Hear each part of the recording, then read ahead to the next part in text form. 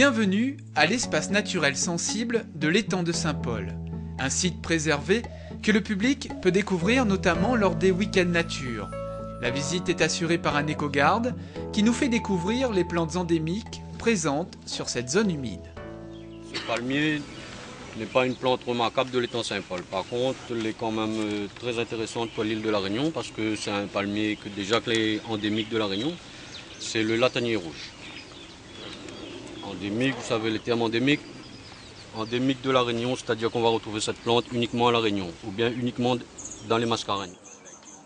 Depuis 1996, le département a acquis en fait 190 hectares autour de l'étang de Saint-Paul, justement pour préserver les sites, la qualité des sites et les habitats.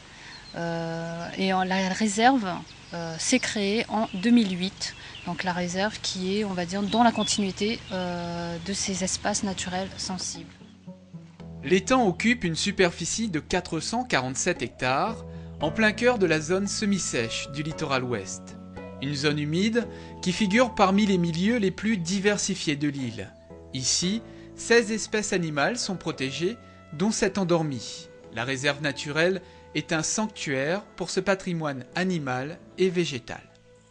L'étang de Saint-Paul est la plus vaste et la mieux préservée des zones humides, on va dire des étangs littoraux des Mascareignes.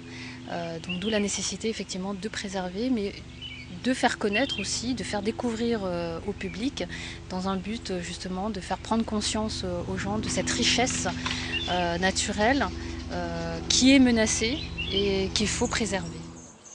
La réserve naturelle de l'étang abrite des formations végétales uniques, comme cet hibiscus de la submangrove, la mova. Au début, elle est jaune, elle va durer environ 2 jours sur l'arbre, et après quand elle va tomber, elle est de cette couleur. Là, c'est le capoquier ou capoc. Ça, c'est son fruit. C'est une espèce exotique. Comme je disais auparavant, il n'y avait pas tous les magasins qu'on a aujourd'hui. Par contre, nos ancêtres récupéraient ces fruits et confectionnaient des oreillers, des matelas pour nous, même pour les enfants, pour tout le monde.